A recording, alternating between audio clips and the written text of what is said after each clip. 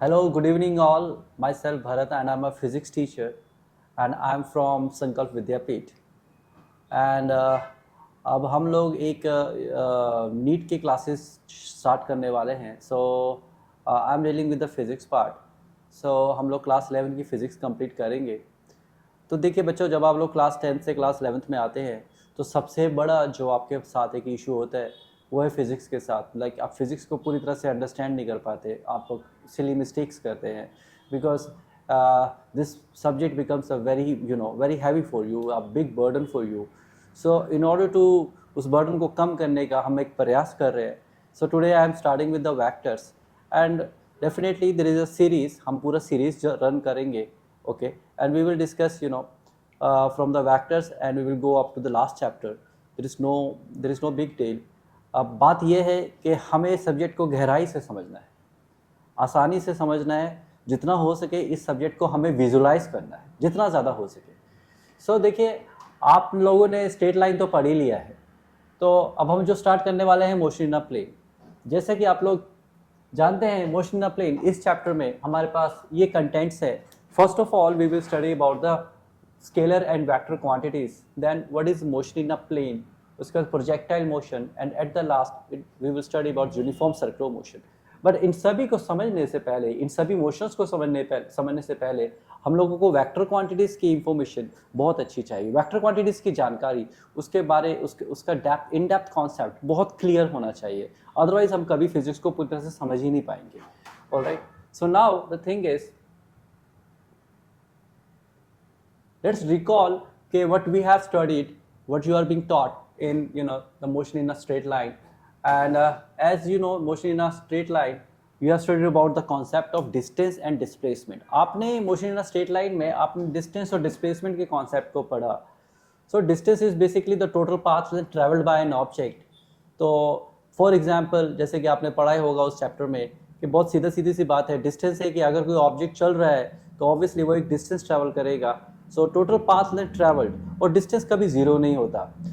For example अगर किसी भी ऑब्जेक्ट ने अगर मोशन किया है तो ऑब्वियसली वहाँ पर एक डिस्टेंस ट्रैवल होगा ही होगा, और ये डिस्टेंस ट्रैवल कभी भी जीरो नहीं हो सकता, ना ही डिस्टेंस ट्रैवल कभी भी नेगेटिव हो सकता है.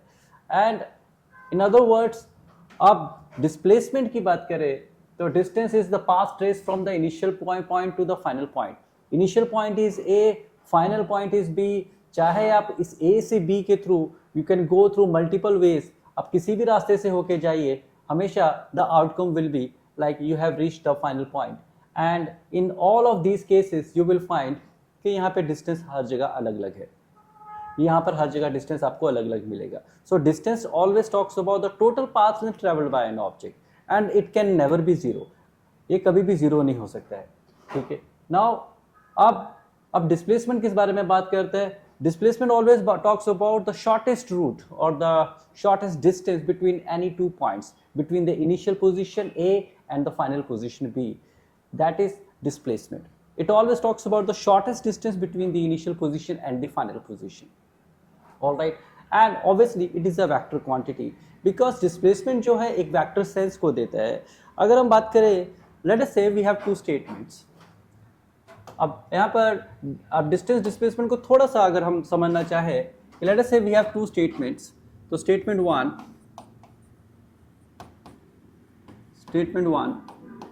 इट सेज अ पर्सन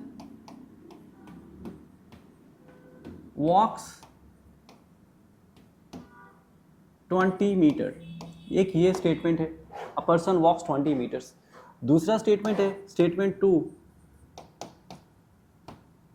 जिसमें वो बोल रहे हैं a person walks 20 metre towards north. A person walks 20 metre towards north. तो सेकंड स्टेटमेंट में यहाँ डायरेक्शन सेंस को इंडिकेट कर रहा है. फर्स्ट स्टेटमेंट में सिर्फ वो इतना बता रहा है कि कितना मैग्नीट्यूड मूव किया, बट किस डायरेक्शन में मूव किया उसके बारे में कोई इंफॉर्मेशन नहीं है. बट सेकंड स्टेटमेंट में यहाँ पर वो डायरेक्शन को भी स्पेसिफाई कर रहे हैं. So a person walks 20 metre towards north, basically ये डिस्प्लेसमेंट है, और जो पहले वाला स्टेटमेंट है वो डिस्टेंस की बात कर रहा है.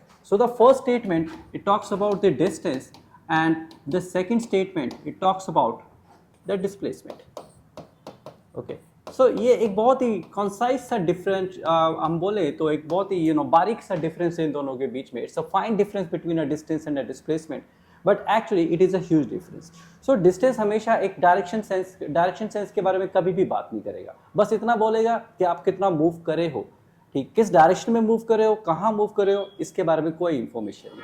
बट डिस्प्लेसमेंट ये आपकी ईच एंड एवरी मूवमेंट के बारे में बताता है कि आप कितनी डायरेक्शन में मूव करें और कितना मूव करें, ठीक है. सो अगर हम बात करें तो बट हमारा यहाँ लॉजिक जो है अंडरस्टैंड करने का, हमें वेक्टर्स को समझना है. अब ये इन दोनों को हम लोग अगर समराइज करें दोनों चीज़ों को, लेट अस से डिस्प्लेसमेंट को, so displacement and distance. So displacement, the shortest distance between the initial and final position, and that we have studied in a motion in a straight line. Motion in a straight line is also called a one dimension motion. One dimension motion वो motion होता है जिसमें object सिर्फ एक axis की तरफ ही move करता है. फॉर एग्जाम्पल एक छोटा सा एग्जाम्पल लेते हैं, छोटा सा एग्जाम्पल. लेट अस से ये हमारे कुछ कोऑर्डिनेट्स है, ये हमारा कोऑर्डिनेट सिस्टम है, okay. So as you know, this is plus x axis, this is minus x axis. ऊपर वाले को plus y and नीचे वाला is minus y axis. Plus x axis is basically telling you about the east direction. Minus x axis tells you about the west direction. Plus y is north and minus y is south. So जब हम one dimensional motion की बात करते हैं, या तो particle east की तरफ जाएगा या वेस्ट की तरफ या नॉर्थ या साउथ, मीन्स उसका जो भी मोशन है या तो हॉराइजॉन्टल होगा टुवर्ड्स लेफ्ट और राइट, या फिर वर्टिकली अप और वर्टिकली डाउन. यही दो पॉसिबिलिटीज है. सो जब वो ईस्ट की तरफ जाता है या फिर पॉजिटिव डायरेक्शन की तरफ जाता है towards right, so we take the distance as positive, and that you have studied in the last chapter, okay. So we call it a one dimensional motion. We call it a one dimensional motion जिसमें सिर्फ एक ही possibility है, या तो particle left जाएंगे, right जाएंगे, या vertically up, vertically down. यही पॉसिबिलिटीज है. Now next is the velocity. What is velocity? As you know, आपने पढ़ा ही है इसके बारे में. Velocity is the rate of change of displacement. अब एक बात और भी है कि ये जो displacement है, अब आप जानते ही हैं, जब initial position और final position, let us say particle moves from A to B, then back from B to A. In that case, the displacement becomes zero. When the initial position and final position it coincides, then the displacement delta x factor is given by, as we know the formula, xf minus xi. अगर xf और xi final position और initial position अगर दोनों equal हो जाए, तो जो displacement है delta x factor it becomes zero. ये जीरो हो जाता है, ठीक है. मतलब पार्टिकल वापस अपनी ओरिजिनल पोजीशन में वापस आ गया. फॉर एग्जांपल लेट अस से दिस इज सम बॉटल का ये एक कैप है, ठीक है, bottle cap. So let us say if I throw it vertically upwards, it goes up and comes down, ठीक है. सो ड्यूरिंग दिस, सो इसका इनिशियल पोजीशन और फाइनल पोजीशन जो है वो एक ही है, ये मेरे हैंड्स पर ही वापस आकर गिरा. So if a particle returns back to the origin, in that case the displacement becomes zero. But in this case also, one more thing is, let us say if the distance is vertically up, if it is going to the height h, then it comes back by traveling the same distance h. So the distance becomes 2h, but the displacement becomes 0. आपने ये सब पढ़ाई हुआ है पहले से, ठीक है. तो हम ये थोड़ा सा रिकैप कर रहे हैं. तो अगर पार्टिकल ऊपर की तरफ जाता है, h डिस्टेंस ट्रैवल करता है और h डिस्टेंस से नीचे की ओर आता है, तो हम कह देंगे भाई डिस्टेंस तो 2h है, ठीक है, डिस्टेंस तो 2h है. बट अगर हम बात करें इनिशियल और फाइनल पोजीशन की, तो वो दोनों सेम होने की वजह से xf माइनस xi, ये दोनों सेम होने की वजह से इसका जो फाइनल डिस्प्लेसमेंट है, द डिस्प्लेसमेंट बिकम्स जीरो. इन चीज़ों को हमें थोड़ा ध्यान रखना होता है, ठीक है. हाँ, ये बहुत ही कॉमन सेंस की चीज़ें हैं. Now the next part is velocity. अब देखिए, जब जब डिस्प्लेसमेंट जीरो होगा तब तब वेलोसिटी भी पार्टिकल का जीरो कंसिडर किया जाएगा, ठीक है. Because velocity is defined as the rate of change of displacement.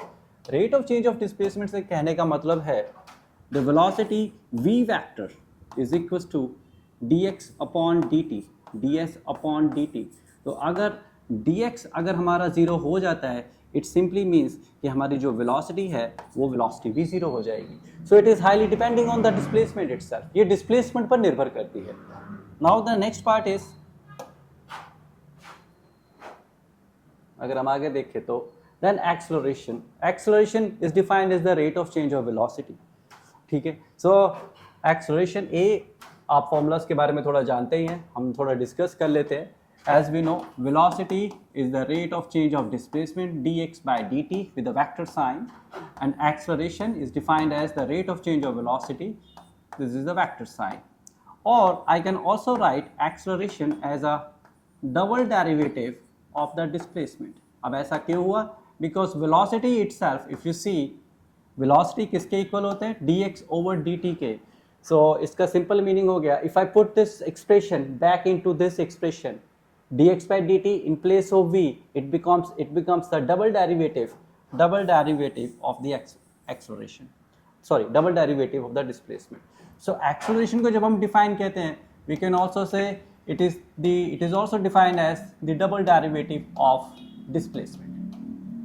Double derivative of the displacement. तो चीज़ें बहुत कॉमन सेंस से जुड़ी हुई हैं, ऐसा कुछ नहीं है कि इसको समझा नहीं जा सकता. अगर इसको स्टेप बाय स्टेप फॉलो किया जाए, स्टेप बाय स्टेप इनको स्टडी किया जाए, तो हम इनको बहुत अच्छे से समझ सकते हैं. नाउ द नेक्स्ट इज,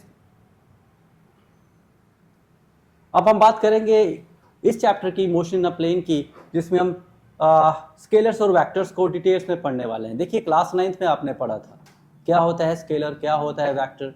अब ये क्लास 11th में आके ये इतना कंफ्यूजिंग क्यों हो जाता है? ठीक है, चलिए पहले स्केलर्स को थोड़ा रिवाइज कर लेते हैं. What are scalar quantities? Scalar quantities, वो quantities, those physical quantities which have only magnitude and no direction. Example distance, जो हमने अभी थोड़ी देर पहले पढ़ा. Then mass of an object, let's say mass, your mass or the mass of this pen, it has no direction, so it is only a vector, or sorry, it is only a scalar quantity. Then second example, temperature का भी कोई direction नहीं होता. Time का भी कोई direction नहीं होता. So these all are quantities which have only magnitude but no direction. For example, अगर हम temperature की बात करें, ठीक है, so temperature is simply defined as the rate of heat flow, है ना, heat का flow, है ना. And a mass of an object जैसे कि like let's say mass of anything that you can take, even the mass of your body, it has no direction. तो direction है किसका? So यहाँ पर स्केलर क्वांटिटीज वही होती हैं जिसमें सिर्फ मैग्नीट्यूड ही कंसिडर किया जाता है, क्योंकि इनके पास कोई डायरेक्शन सेंस नहीं होता है. जैसे अगर हम बात करें डिस्टेंस की, तो डिस्टेंस के पास जो डिस्टेंस है, जैसे कि मैंने आपको पहले भी बताया, जो डिस्टेंस होता है, डिस्टेंस या स्पीड, ये जो क्वांटिटीज़ है, या फिर प्रेशर, ये वो क्वांटिटीज़ हैं जिनके पास सिर्फ और सिर्फ मैग्नीट्यूड होता है. ये कभी डायरेक्शन के बारे में इंफॉर्मेशन नहीं देते. ठीक है, अगर आप बॉडी का मास मेजर करें, तो मास भी कभी बॉडी की बॉडी के ऊपर लगने वाली फोर्स के बारे में कोई इंफॉर्मेशन नहीं देगा. ठीक है, टेम्परेचर की बात करें तो टेम्परेचर भी कभी भी डायरेक्शन ऑफ हीट फ्लो के बारे में कुछ नहीं बताएगा. अगर हम टाइम की बात करें तो टाइम भी कोई डायरेक्शन सेंस नहीं देता. सिमिलरली डिस्टेंस, स्पीड, प्रेशर, ये सब के सब कोई डायरेक्शन सेंस के बारे में नहीं बताते हैं. तो जो डायरेक्शन सेंस के बारे में बताए अलॉन्ग विद द मैग्नीट्यूड, उसको हम वेक्टर कहते हैं. बट स्केलर के थोड़े और एग्जांपल्स देख लेते हैं. For example mass of an object, so आप इससे तो बहुत फेमिलियर होंगे, परिचित होंगे. This is a weighing scale, it's a weighing scale.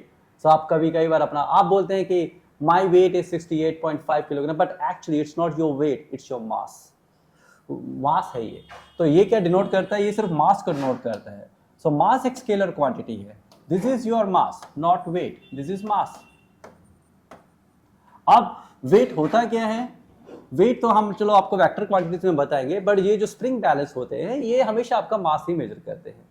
ठीक है, और इसका कोई डायरेक्शन सेंस नहीं है.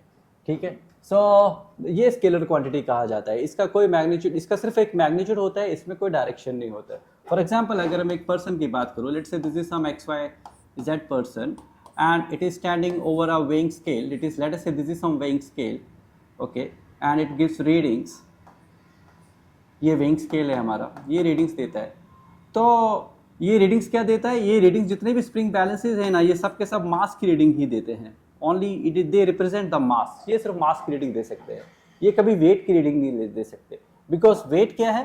Weight is basically, जैसे कि आपने क्लास 9th में भी पढ़ा होगा, weight is equals to mg. Weight is equals to mg It is basically the gravitational force acting on an object. Gravitational force acting on an object. ये तो वैसे हम बहुत बहुत डिटेल में पढ़ेंगे कभी आगे जब हम ग्रेविटी चैप्टर पढ़ेंगे. Gravitational force acting on an object. और वेट कुछ नहीं है, एक ग्रेविटेशनल फोर्स है. और फोर्स का यूनिट क्या होता है? फोर्स का यूनिट न्यूटन्स होता है. तो जो वेट का यूनिट है वो बेसिकली वेट को W को हम हमेशा किस में मेजर करते हैं? हम लोग हमेशा इसको न्यूटन्स में मेजर किया जाता है. वेट हमेशा न्यूटन्स में मेजर किया जाता है. ठीक है. जो ये बता रहा है कि हमारी बॉडी को अर्थ ने कितने फोर्स से होल्ड करके रखा है.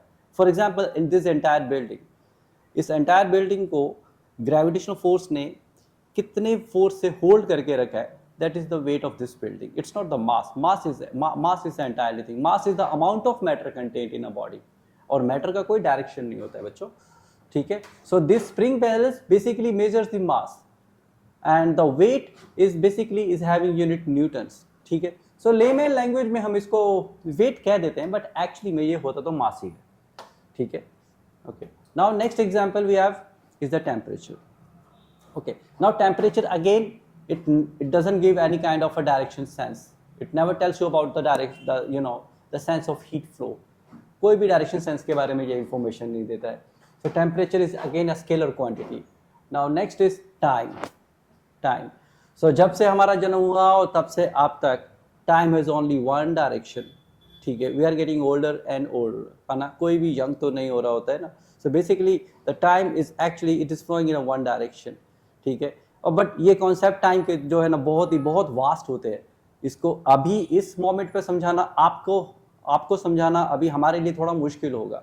ठीक है. बट आप फिलहाल के लिए ये जान लीजिए, जब हम क्लासिकल फिजिक्स में डील करते हैं तो टाइम को हम एज अ स्केलर क्वांटिटी ही डील करते हैं. और टाइम का एक्चुअल महत्व क्या है, टाइम की एक्चुअल इंपॉर्टेंस क्या है, टाइम होता क्या है, ये सब चीज़ें बहुत ये बहुत डिटेल्ड डिस्कशन में होता है. इसको हम लोग एकदम बहुत ही सॉरी डिटेल में डिस्कस कर सकते हैं, बट लेटर ऑन, अभी नहीं कर पाएंगे. अभी आगे चलते हैं. अभी हमें वेक्टर क्वांटिटीज को सीखना है. सो वेक्टर क्वांटिटीज होते क्या हैं? Okay, those physical quantities which have magnitude and direction. यहाँ तक तो आपने पढ़ा है क्लास 9th में. Those physical quantities which have magnitude as well as direction. But there is one more thing which obeys the triangle law of addition और equivalently the parallelogram law of vector addition. अगर कोई physical quantities triangle law of addition या parallelogram law of addition को follow कर लेती है, ठीक है, and it has magnitude as well as direction, we call those quantities as a vector quantity. ठीक है. तो देखिए स्केलर और वेक्टर को ना आप थोड़ा समझने का प्रयास करें. आज तक जितना आपने क्लास 10 तक जितना भी मैथमेटिक्स पढ़ा है ना, वो total is a scalar mathematics. वहां पर कोई डायरेक्शन सेंस इन्वॉल्व नहीं था. फॉर एग्जांपल मैं आपसे बोलूं कि आप दो फोर्सेस को ऐड कर रहे हैं. मैं कोई दो नंबर्स ले लेता हूं, फॉर एग्जांपल 3 and 3, और अगर चलिए हम यूनिट लगा दें तो ये दोनों न्यूटन्स हैं, 3 और 3. तो अगर हम स्केलर मैथमेटिक्स की बात करें तो स्केलर मैथमेटिक्स इसकी दो ही पॉसिबिलिटीज बताता है. ठीक है. स्केलर मैथमेटिक्स एक ही पॉसिबिलिटी बताता है कि 3 + 3 = 6 न्यूटन्स. ये आपको नेट फोर्स देगा. This is as per the scalar addition. But vector addition क्या कहता है? वेक्टर एडिशन कहता है कि इन दोनों फोर्सेस का रिजल्टेंट, ये 3 + 3, ये एक्चुअली में ये इसका रिजल्टेंट आर, ये 0 भी हो सकता है. दो नंबर्स को ऐड करने पे हमें 0 भी मिल सकता है. ये वेक्टर एडिशन है. हाँ, अगर हम स्केलर वाइज बात करें जो आपने अब तक पढ़ा है, उसमें तो सिंपली हम लोग ऐड कर देते हैं ना. ठीक है. बट यहाँ पर वेक्टर एडिशन कहता है कि 3 + 3 द आउटकम कैन बी 0. हाँ, ये आउटकम 0 भी हो सकता है. ये भी एक पॉसिबिलिटी है. So I can write the sum of 3 newtons + 3 newton, it can also be equal to 0. This is what the vector mathematics is. Because यहाँ पर जो है, जब हम वेक्टर कैलकुलस की बात करते हैं, वेक्टर एडिशन की बात करते हैं, तो हमेशा हम यहाँ वेक्टर क्वांटिटीज के बीच में होने वाले दो एंगल्स की बात करते हैं. ठीक है.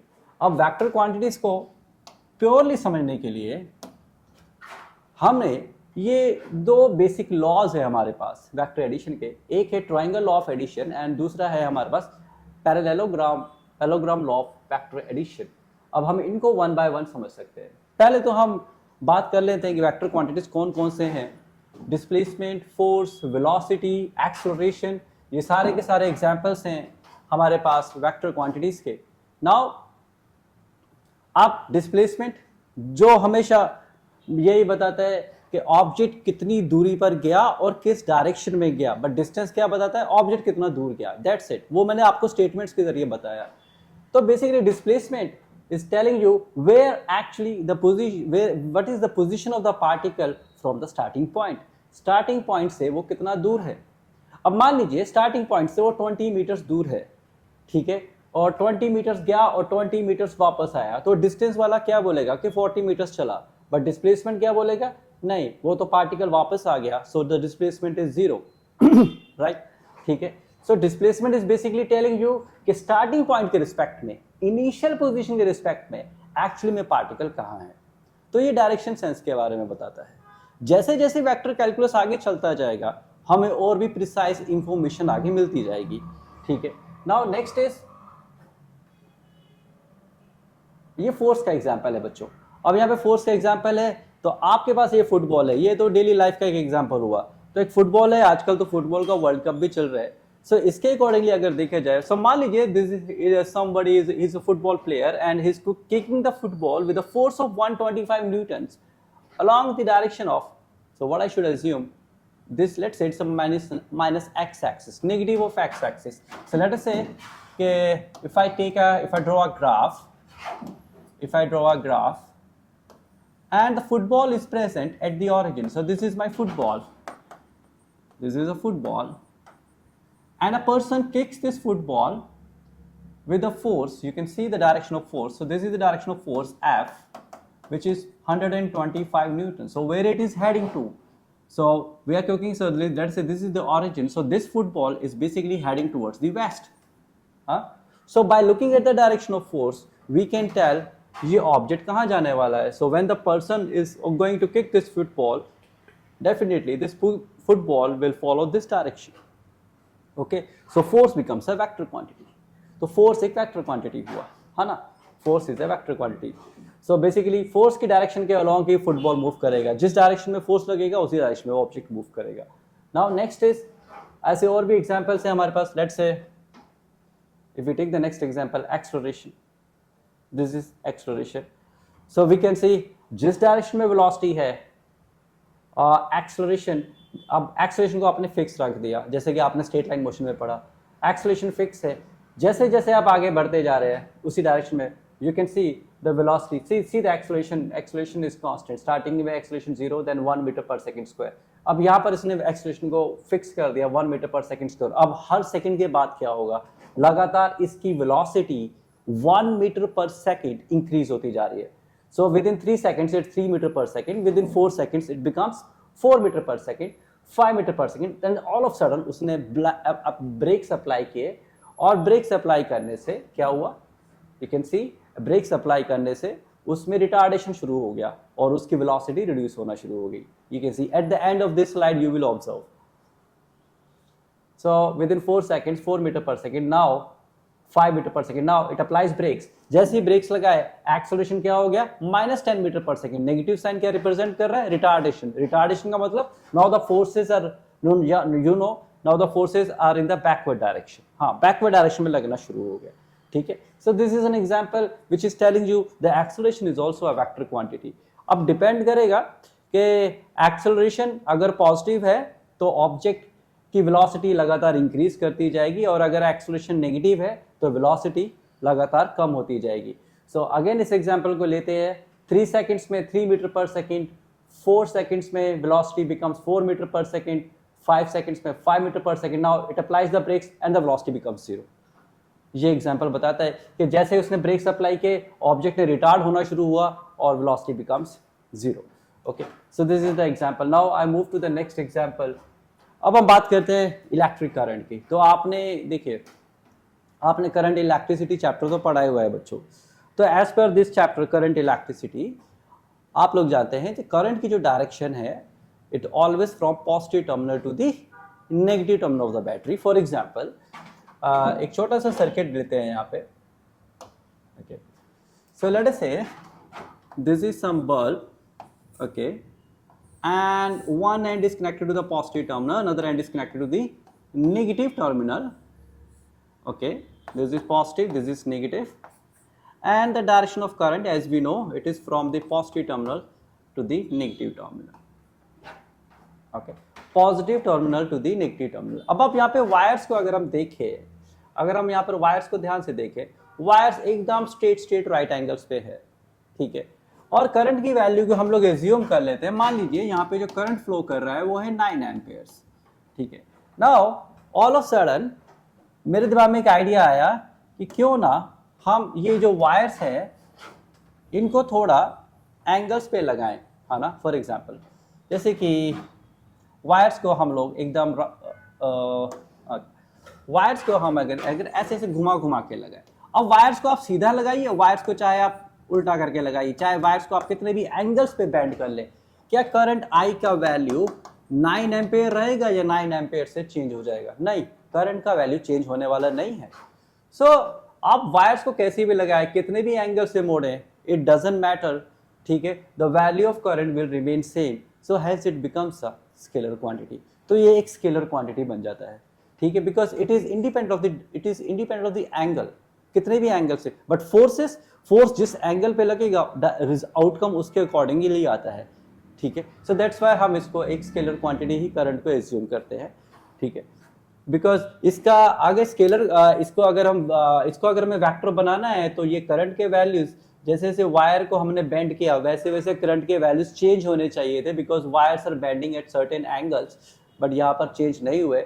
सो यहाँ से प्रूव हो गया कि करंट जो है वो एक स्केलर क्वांटिटी है। Now the next thing is, अब मान लीजिए ये दो वायर्स है, अगर करंट वेक्टर है, अगर सीरियसली जैसे कि मैंने वो वायर का एग्जांपल लिया, उसी एग्जांपल के अकॉर्डिंगली आप खुद सोचिए, ये दो वायर्स आ रहे हैं, ये 5 एम्पियर्स और ये एक ही वायर है, और ये वायर बेंड हुआ, ये वायर है, एक ही वायर है जो बेंड हुआ, यहाँ से 5 एम्पियर आ रहा था और ये भी 5 एम्पियर है, ठीक है। और अगर ऐसा है, अगर हम यहाँ पे triangle law of vector addition लगाते हैं तो हमारा जो आउटकम है नियर बाय वायर में, मतलब उसी वायर में दूसरी जगह पे, सो मान लीजिए जैसे कि ये सर्किट है, for example let me take a circuit, वहाँ से ज़्यादा क्लियर होगा। तो अगेन हम उसी बल्ब का एग्जांपल लेते हैं, सो लेट से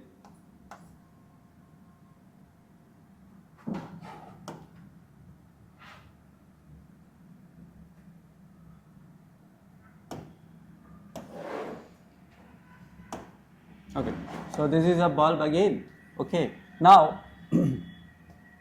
तो जैसे कि हमने वायर्स को लिया, this is current I, this is also current I, देखिए वहाँ पर बिल्कुल वैसा ही है, ये भी 5 एम्पेयर्स और ये भी 5 एम्पेयर्स। सो अगर ये वायर, अगर ये वायर मेरा ऐसे जा रहा है, ठीक है, तो यहाँ पर अगर हम लोग एक मिनट, ये वायर का ये टर्मिनल बना दिया बैटरीज का, पॉजिटिव नेगेटिव। सो अगर हम यहाँ पर पाइथागोरस लगाएं, ठीक है, अगर हम यहाँ पर पाइथागोरस लगाएं, सो this is, let's say this is triangle ABC, so AC square must be equals to AB square plus BC square, AB square plus BC square. How much is AB? It is 5 ka square, 5 ka square 25. How much is BC? BC is also 5 ka square 25. So this becomes 50 is equals to AC square, AC square. This implies AC is equals to root over 50. तो क्या आप assume कर पाएंगे कि अगर यहाँ से भी 5 एम्पेयर आ रहा है, ये भी 5 एम्पेयर आ रहा है, और दोनों के बीच में ये वायर का जो बेंडिंग है वो 90 डिग्री पे है, तो यहाँ से तो भैया अलग करंट आना चाहिए, but actually this is not true, this is not possible, because as we know the current in a wire remains same, so it is independent of any kind of angle. Wires कितने भी degrees पे bend कर लीजिए, current के values हमेशा same ही रहने वाले हैं। That's why we consider it as a scalar quantity. Now next part is vector law of addition, जो हमें सीखना है। अब जब हम वेक्टर्स को ऐड करते हैं ना बच्चों, तो उसके दो मेथड्स हैं। First is called head to tail method. So first of all vector को रिप्रेजेंट कैसे किया जाता है, मान लीजिए यहाँ पर ये दो वेक्टर्स है, this is vector A, this is vector B, and let us say both of these vectors are representing the forces. अच्छा, अब ये फोर्सेस को रिप्रेजेंट कर रहे हैं, ये डायरेक्शन ऑफ फोर्स है, डायरेक्शन ऑफ फोर्स है। और ये भी एक डायरेक्शन ऑफ फोर्स है। अच्छा, इसको कैसे ले सकते हैं? आप इसको समझने के लिए सो लेट अस से अगेन, तो ये एक्स एक्सिस और ये वाई एक्सिस, ठीक है। So as you can see this is vector A, this is vector A and this is vector B. सो आप देख सकते हैं the vector A is more towards the x-axis and less towards the y-axis, and vector b is making some angle, and vector a is making some angle with the x-axis, vector b is making some angle with the y-axis. As you can see, vector b is more close to the y-axis. These two are the forces. Now how to join these two forces? अब ये दोनों forces अगर एक ही point पे लगेंगे तो resultant क्या होगा, है ना? पार्टिकल एक्चुअली में जाएगा कहाँ? फॉर एग्जाम्पल फुटबॉल को ले लेते हैं, तो ये फुटबॉल है, इस पर साइमल्टेनियसली दो फोर्सेस लग रहे हैं। एक फोर्स लग रहा है हमारा इस डायरेक्शन में, this is force A and this is force B. So ultimately ये फुटबॉल को कहाँ से जाना चाहिए? ये फुटबॉल क्या करेगा, ना तो ए की तरफ जाएगा ना बी की तरफ जाएगा, ये इन दोनों के बीच में से निकल जाएगा, ठीक है। अब हमें इसको ही समझना है कि ऐसे कैसे काम करता है। So we need a mathematical formula, हमें एक मैथमेटिकल फॉर्मूला चाहिए, ठीक है। So now triangle law of addition which is also called the head to tail method. Triangle law of addition is also called the head to tail method. इसको हम लोग क्या कहते हैं? head to tail method. So जैसे कि मैंने आपको बताया, ये A और B आप एज्यूम कर लीजिए ये दोनों के दोनों फोर्सेस को रिप्रेजेंट कर रहे हैं, फोर्सेस का मैग्नीट्यूड और उसकी डायरेक्शन को। तो ये डायरेक्शन की तरफ इंडिकेट कर रहा है, ये फोर्स का डायरेक्शन A का डायरेक्शन है, ये B का डायरेक्शन है। तो हेड टू टेल मेथड क्या कहता है? ये जो एरो होता है इसको हम लोग कहते हैं हेड, और ये जो इसका टेल है इसको हम टेल कहते हैं, ठीक है। सो इसको कहते हैं head to tail method. So what we do in this case, so first of all, so this is vector A, okay, the head of vector A, अब हेड ऑफ वेक्टर ए का हेड क्या है? ये arrow. The head of vector A is joint with the tail of vector B. So vector B की tail को as it is उठा के vector A के ऊपर लगा दीजिए, ये वेक्टर बी है, ठीक है। हाँ, ये वेक्टर बी है, और जब हम इनको जोड़ेंगे, so from the tail of vector B to the head of vector B, tail of vector A to the head of vector B, you will get the resultant vector which is equal to A plus B. So मान लीजिए अगर किसी particle पर ऐसे दो forces लगते हैं, सो you will gate, you know, this is the resultant. You will understand it in the next slide में ज़्यादा समझ में आएगा।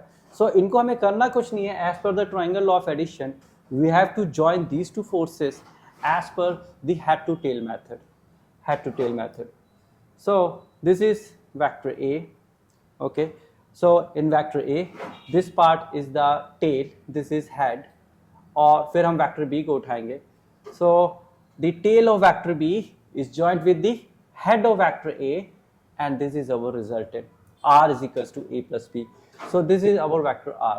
सो ये होता है ट्रायंगल लॉ ऑफ एडिशन, इसको हम हेड टू टेल मेथड भी कहते हैं, ठीक है। सो इस तरह से भी हम रिजल्टेंट निकाल सकते हैं। So as per this triangle law of addition ये कहना क्या चाहता है?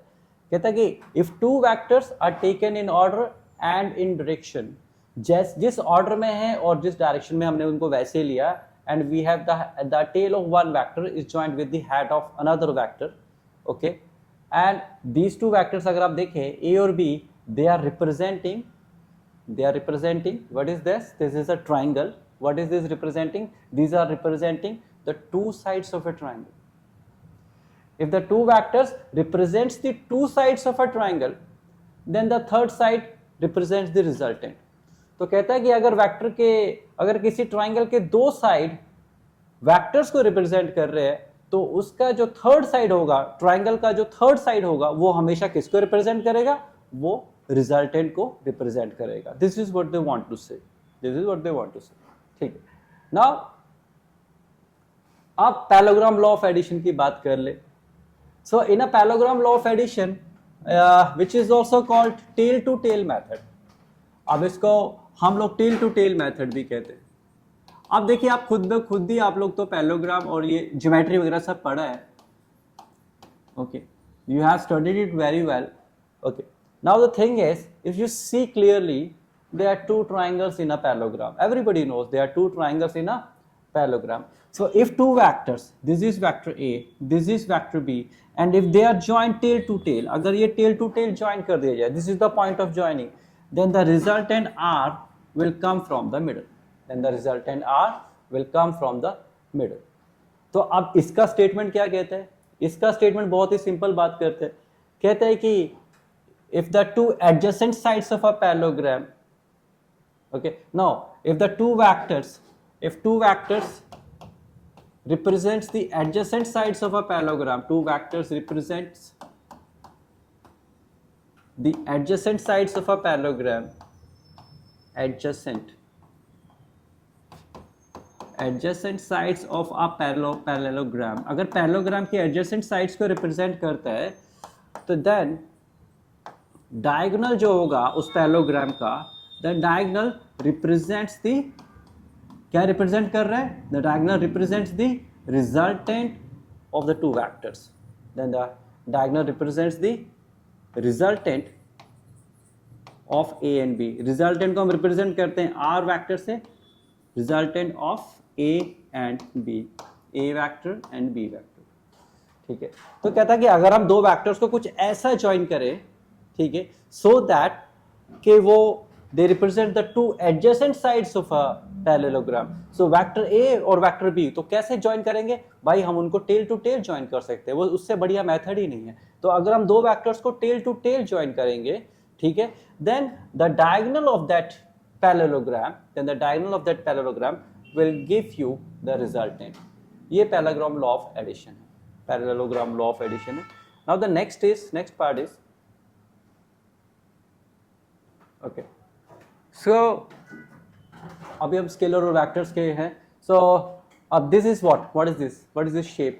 This shape is a parallelogram. What is this shape? This is a triangular shape. So as you can see in this shape, okay, the vectors are joined tail to tail. And in this shape, the vectors are joined head to tail. The head of vector A is joined with the tail of vector B. This is head to tail method, and this is tail to tail method. It's very simple. So we can add the vectors in any of these two ways. किसी भी एक method से हम vectors को join कर सकते हैं. Okay. Now ये तो अब हमें ये direction बता रहा है, ठीक है, कि resultant जो है, so मान लीजिए this is force A, this is force B, and the resultant is from here. I can take an example. I will take the example in the next slide. Okay. Next slide से पहले मैं थोड़ा सा आपको थोड़ा दिखा देना चाहता हूँ. So let us say this is the flight of a bird. This is some bird.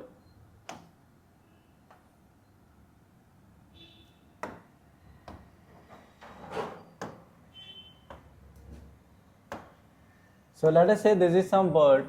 This is wing 1, this is wing 2. ये एग्जाम्पल आपको एसेलेरोडा में मिल जाएगा, है ना. सो बर्ड्स क्या करते हैं? अपने विंग्स को फ्लैप करते हैं, है ना, विंग्स को फ्लैप करते हैं. So the wing 1 is exerting force in a vertical downward direction F1. Wing 2 is exerting force F2 in the vertical downward direction. Now these two forces will meet at certain point if I extend them, you know, forward. So as you can see, again these two vectors are joined, you know, at single point, and the resultant is what? Resultant comes from the middle. So जो bird का direction है, तो bird का direction जब wings को flap करता है तो उससे दो फोर्सेस जनरेट होते हैं, F1 और F2, और उन फोर्सेस का जो रिजल्टेंट है वो वर्टिकली अप है. That's why the bird goes vertically up. That's the reason behind. That's why the bird goes vertically up. Okay, now I am going back to the slide. So तो resultant तो आपको direction बता रहा है, but मान लीजिए एक force का वैल्यू हमारा मान लीजिए 3 न्यूटन से, दूसरे का 5 न्यूटन से. I can take an example. So मान लीजिए ए का value, the value of A is let's say 3 newtons, and the B is having value let us say it is 6 Newton's. एक का वैल्यू 5 न्यूटन से, दूसरे का value 6 Newton है, and दोनों के बीच का जो एंगल है theta, that is equal to 60 degree. So जो रिजल्टेंट होगा वो कितना होगा, है ना, जो रिजल्टेंट होगा वो कितना होगा. So what you can do, this is the formula of resultant. हम इसको ड्राइव करना सीखेंगे आज कि रिजल्टेंट निकाला कैसे जाता है. ठीक है, सो ये रिजल्टेंट का फॉर्मूला है. आपको कुछ नहीं करना.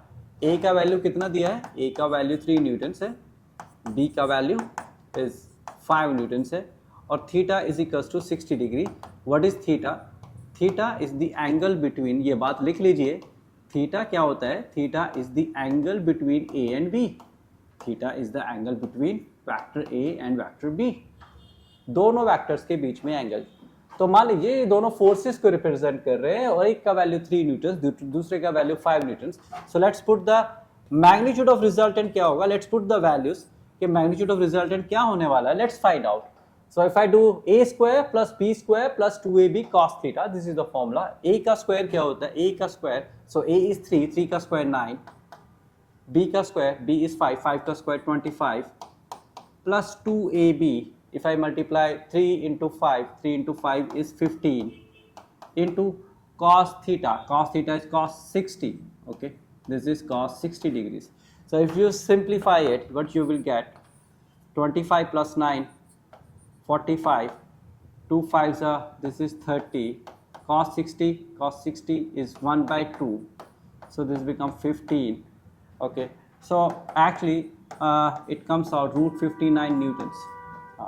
So the resultant force will be equals to root 59 newtons. Now अब देखिए ना, ये इस फॉर्मूले से हमें क्या सीखने को मिल रहा है कि जो रिजल्टेंट है it depends on the angle between, it depends on theta. हाँ, highly depending on the theta. That's the thing. The resultant of two vectors is highly depending on the theta. But जो आपने class 10 तक mathematics पढ़ा उसमें क्या होता, 3 plus 5 answer is simply 8, या फिर 5 minus 3 yes is 2. हाँ, वहां पे तो एंगल की कोई बात नहीं करते, बट यहां पर देखा जाए सो it is highly depending on the value of theta.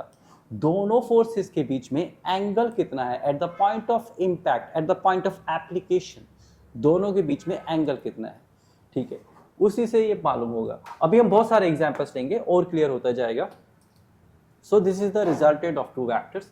Now next is, okay, now they talks about the direction of resultant of two vectors. This is also called the law of sines. अब ये जो यहाँ use होगा, जैसे कि formulas में, अब इस डायग्राम को हम समझ लेते हैं अगेन.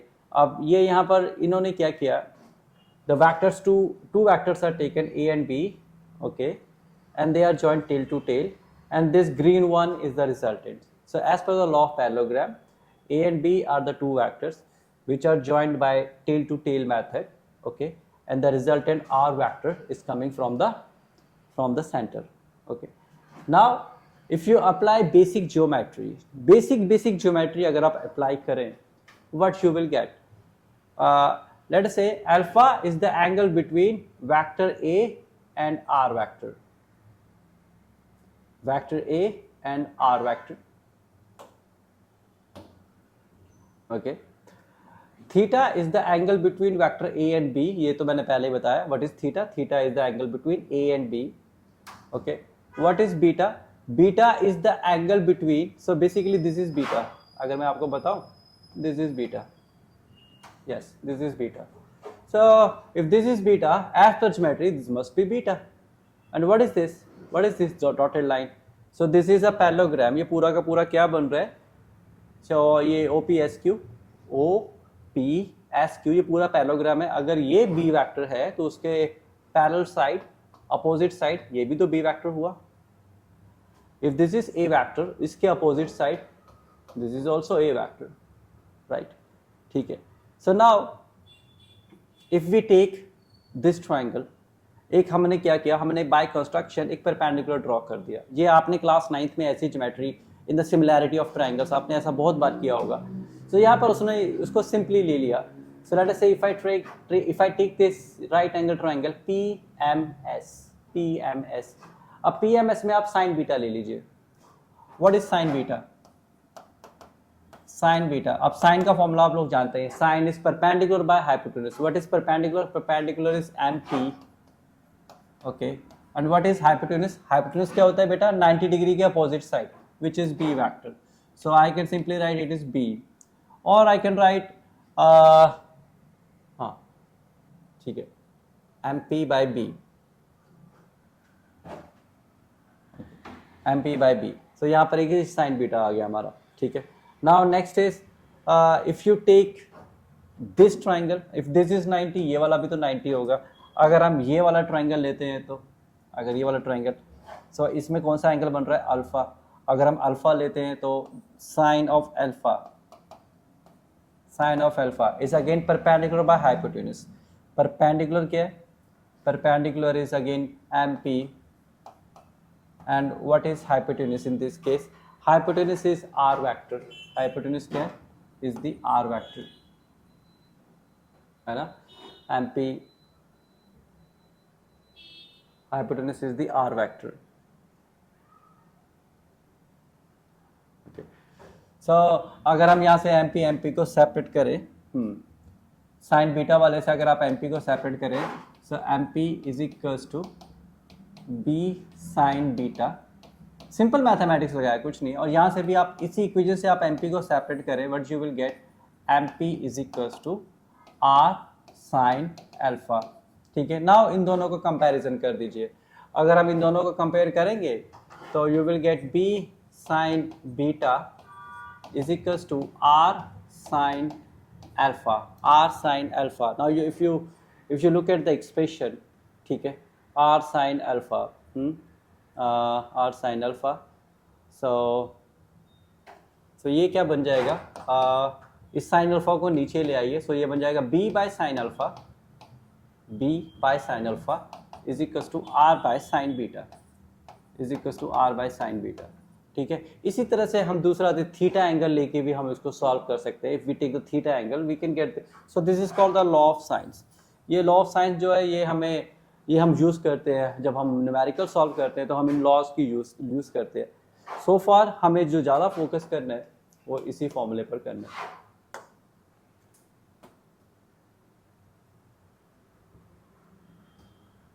सो नाउ यहाँ पर एक इक्वेशन दिया हुआ है, यहाँ पर एक क्वेश्चन है, न्यूमेरिकल है हमारे पास. सो let us say there is a motor boat which is racing towards north at 25 kilometers per hour and the water current in that region is 10 kilometer per hour in the direction of 60 degree east of south. 60 degree east of south. Find the resultant velocity. So हम इस equation को use करके we can find the resultant velocity. Now first of all जो given है आप उसको सोच लीजिए. So what is given? A motor boat. So velocity of boat is given. So I can write this is the velocity of boat. The velocity of boat is, let's say, VB. Velocity of boat is given. Okay, it is 25 kilometers per hour. 25 kilometers per hour. Okay, along this is towards north. हाँ, ये north का देखो, जो statement में मैंने बताया था, अब यहाँ पे नॉर्थ डायरेक्शन स्पेसिफाइड है, ये टुवर्ड्स नॉर्थ हो गया, है ना. ठीक है, टुवर्ड्स नॉर्थ हो गया. और वेलोसिटी ऑफ करंट मतलब वाटर करंट. ठीक है, ये वाटर करंट का है, ये आपने क्लास 10th में ऐसे न्यूमेरिकल्स किए होंगे.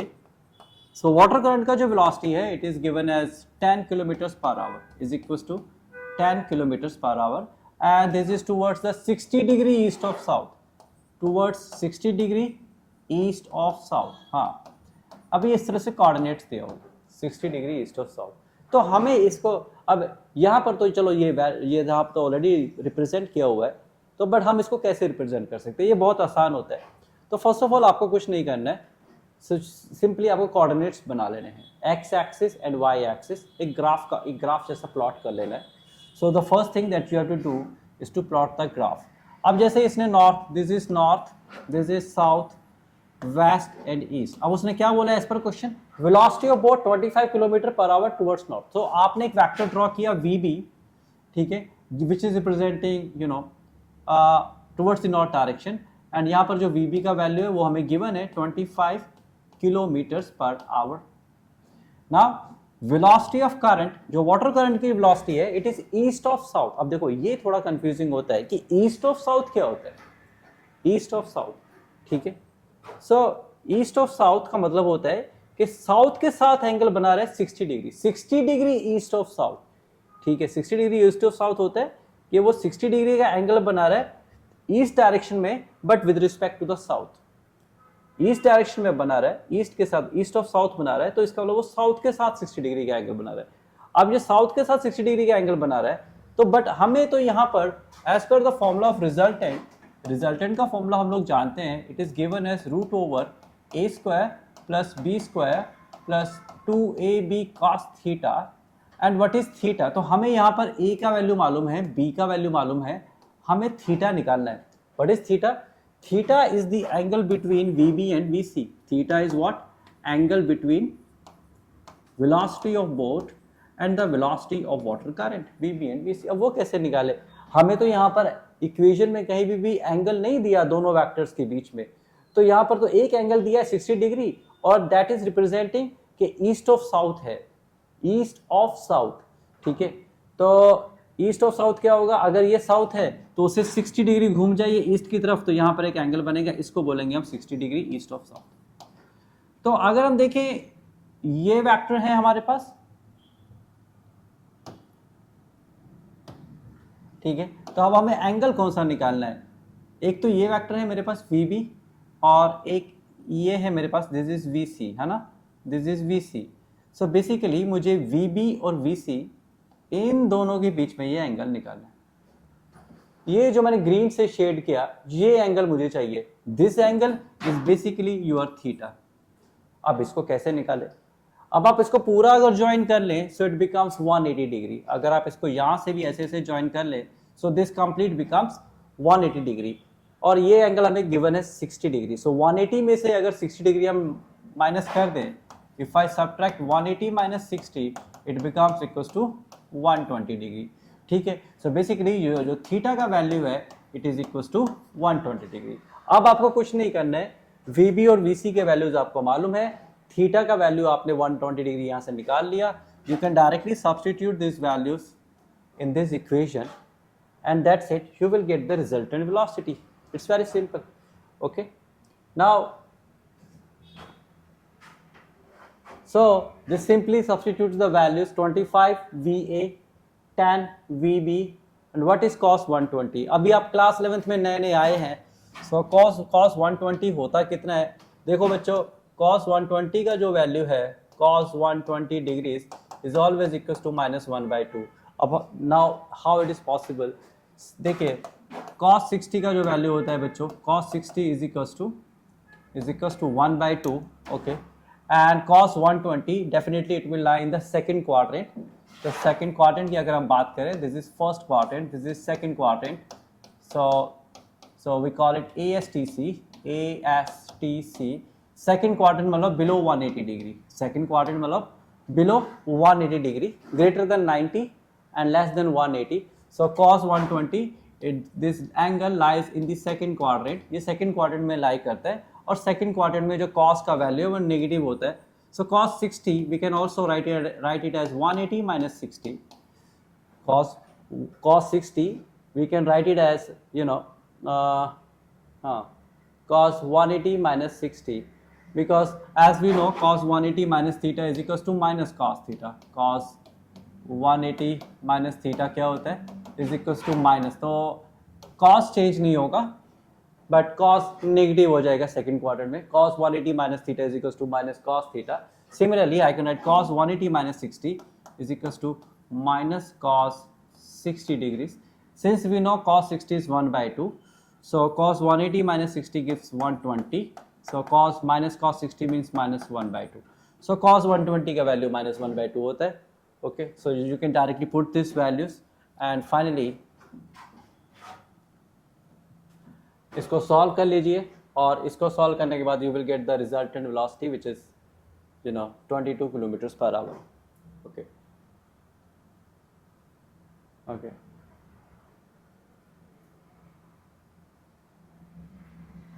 sin phi, that's a resultant। Resultant के साथ कितना एंगल बनाएगा वो भी हम फाइंड कर सकते हैं यूजिंग दैट इक्वेशन। जो लॉ ऑफ साइंस था उसको हम यूज कर सकते हैं, but there is that we can discuss in the next numerical. Okay, now algebra of numericals.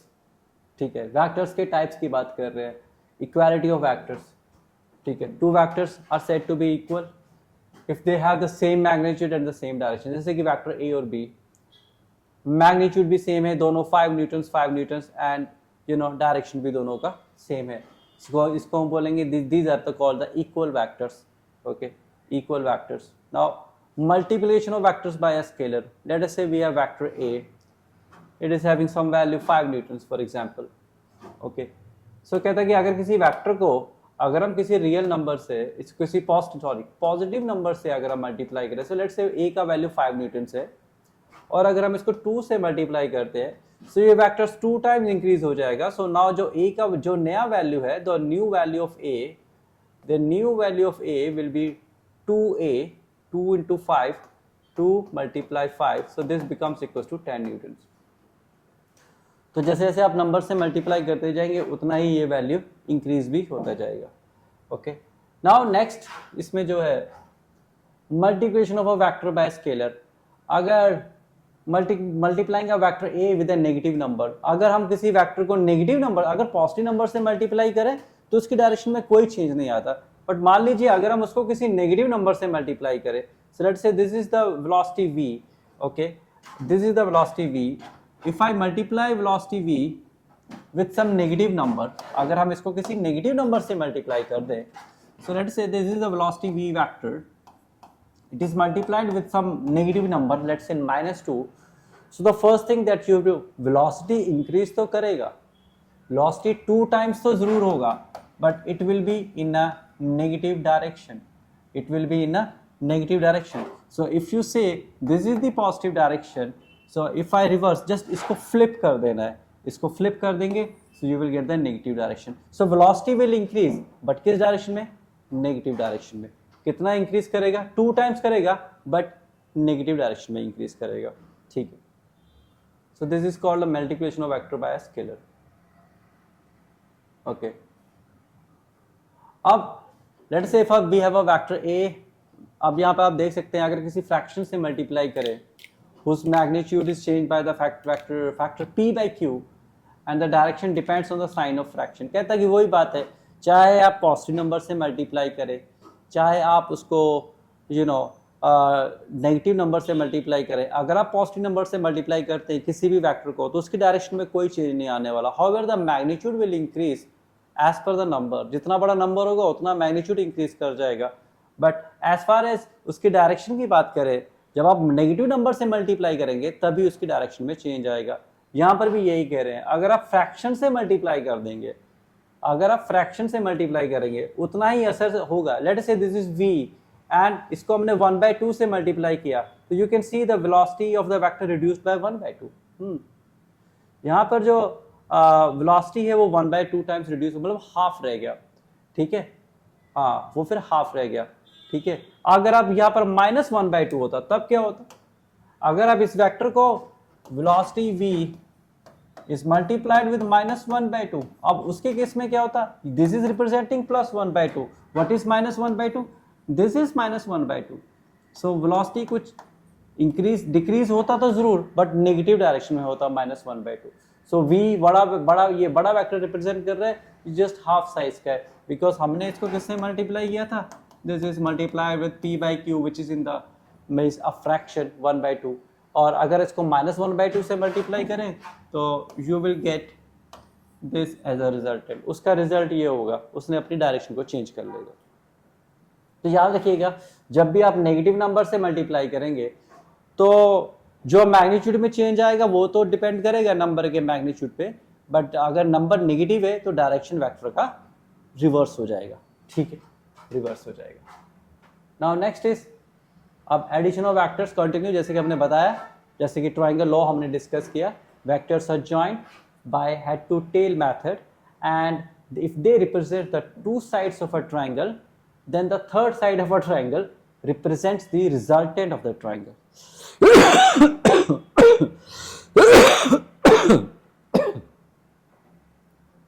okay, अब भाई वेक्टर एडिशन की बात करें। okay, अब वेक्टर एडिशन जो है वो कॉम्यूटेटिव है। दूसरा प्रॉपर्टी कहता है वेक्टर एडिशन एसोसिएटिव है। ओके, अब देखिए ये कॉम्यूटेटिव और एसोसिएटिव से क्या मीनिंग है। कॉम्यूटेटिव और एसोसिएटिव से क्या मीनिंग है? कहने की बात यह है कि अगर ए और बी को ऐड करें, ए वेक्टर और बी वेक्टर को ऐड करें, तो उसका रिजल्ट चाहे मैं बी में ए को ऐड करूं, मुझे रिजल्टेंट हमेशा सेम मिलने वाला है। ठीक है, मुझे जो रिजल्टेंट है वो हमेशा सेम मिलने वाला है। इस प्रॉपर्टी को हम लोग कहते हैं this is a commutative property. This is called the commutative property. I will take an example. For example, we have two vectors. This is vector A and let's say this is vector B. Now, I will use the triangle law. Okay? If the vector A is joined with, so this is vector A. Now, the tail of vector B is joined with the head of vector A. अगर मैं ऐसा करता हूँ, इसको उठा के as it is लगा देना है, तो मैंने कुछ ऐसे लगा दिया। सो ये मेरे पास एक रिजल्टेंट आ जाएगा। ठीक है, so this is the resultant and I will say it is A plus B. ठीक है कि नहीं? नाउ इफ आई टेक, पहले मैंने जैसे वेक्टर ए को लिया तो और फिर बी को उसके हेड पे ज्वाइन किया। अब मैं उल्टा कर रहा हूँ, अब मैं पहले वेक्टर बी को ले रहा हूँ। So let's say this is my vector B. Now let's see the direction of vector A. Okay, now the head of vector B is joined with the tail of vector A, tail of vector B। vector A का direction देखिए वो कुछ इस तरफ है, ये vector A है मेरा। Again you will get the same resultant. You can see the direction of resultant is same. Resultant has not changed. Oh sorry, it is B plus A. It is B plus A. It is B plus A.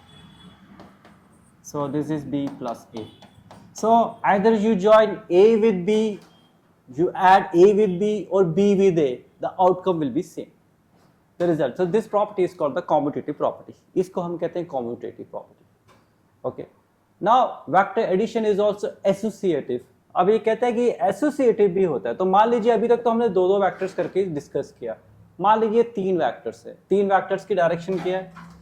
ठीक है भाई, 3 vectors की direction ले लेते हैं। तो कहते हैं कि जो वेक्टर एडिशन होता है वो एसोसिएटिव भी होता है। Now for example this is vector A, this is vector B, okay, and let's say this is vector सी।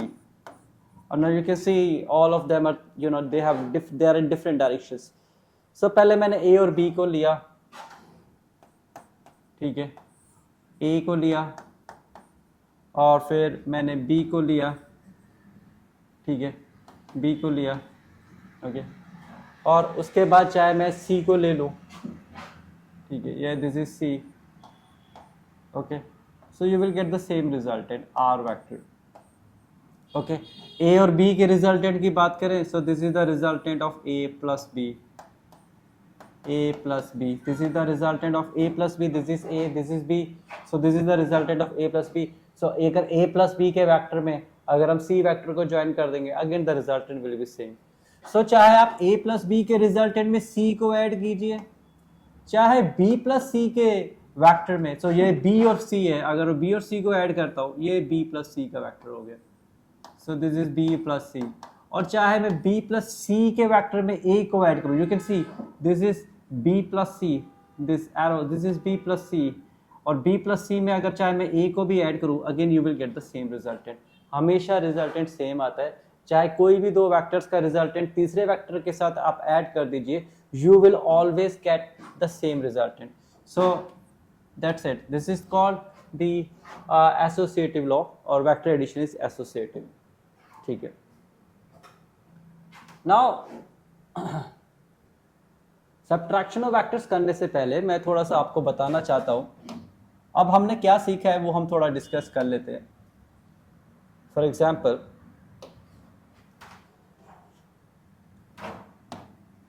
मान लीजिए मेरे पास दो नंबर्स हैं, दो फोर्सेस हैं। Let us say we have two forces, A is having value 3 newtons and B is having value also 3 newtons,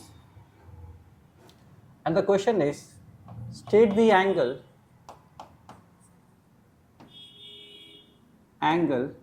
at which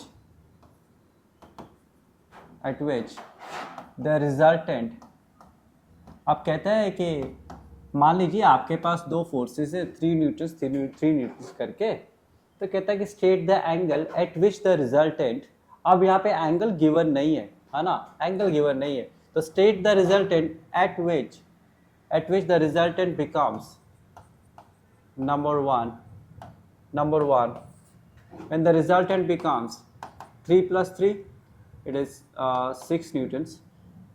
Number 2, the resultant becomes 0 newtons, okay, and the resultant becomes third is 3 root 2 newtons. हाँ, ये 3 possibilities उन्होंने हमें questions में दे दिए, ठीक है। कहते हैं कि ए और बी करके दो वेक्टर्स है और हमें एंगल का पता करना है जहाँ पे दोनों का रिजल्टेंट या तो ऐड हो रहा है 3 plus 3 6 हो रहा है, या फिर रिजल्टेंट 3 minus 3 कंप्लीटली 0 हो रहा है, या फिर रिजल्टेंट बिकम्स 3 root 2 न्यूटन्स, ठीक है। अच्छा, अब इन दोनों वेक्टर्स की डायरेक्शन को हम लोग अब ये 6 न्यूटन्स कब देगा, अगर मैं वैसे एक लॉजिकल बात करूँ, ये 6 न्यूटन्स तो पहले वाले को लेते हैं, सो रिजल्टेंट कब 6 न्यूटन्स मिलेगा। सो आप रिजल्टेंट का फॉर्मूला तो जानते ही हैं, resultant is given by root over A square plus B square plus 2ab cos theta. Now I have to find the theta, state the angle. Question में बताया गया है कि एंगल निकालना है, रिजल्टेंट का वैल्यू 6 दिया है तो मैंने 6 डाल दिया, यहाँ पे फॉर्मूलेज में डाल दिया।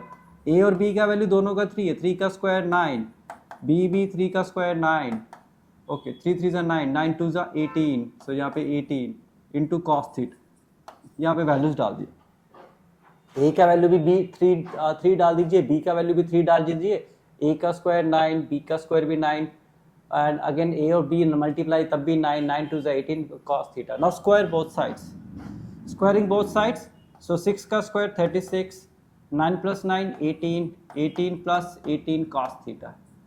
हाँ, हमने कुछ नहीं किया, इन दोनों साइड्स को स्क्वायर कर दिया, तो 6 का स्क्वायर 36, फिर ये रूट कैंसिल आउट हो गया, तो 18 plus 18 cos थीटा। अब इसको और सॉल्व करें, what it becomes 36 minus 18, so 18 becomes equals to 18 cos theta, 18 becomes equals to 18 cos theta. If you further solve it, you will get cos theta is equals to 1. 18 divided by 18, that gives you 1.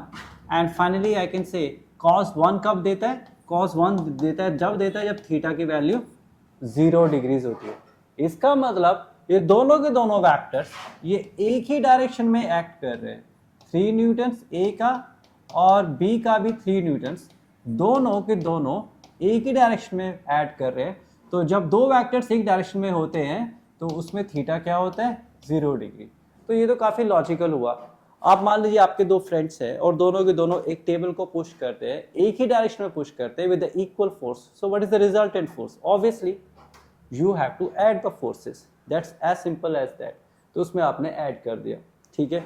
Similarly second case में आप देखें resultant कब 0 होगा, तो आप मान लीजिए आपका फ्रेंड अपोजिट डायरेक्शन में फोर्स लगाता है, ठीक है, और सेम फोर्स ही लगाता है, तो रिजल्टेंट क्या होगा, वो मूव ही नहीं करेगा, है ना। वो दोनों को दोनों वो ऑब्जेक्ट जो है मूव ही नहीं करेगा। मान लीजिए आप एक टेबल को पुश करते हैं, आपका फ्रेंड अपोजिट डायरेक्शन से उसको पुश करता है और दोनों इक्वल फोर्स से पुश करते हैं, तो क्या होगा, रिजल्टेंट 0।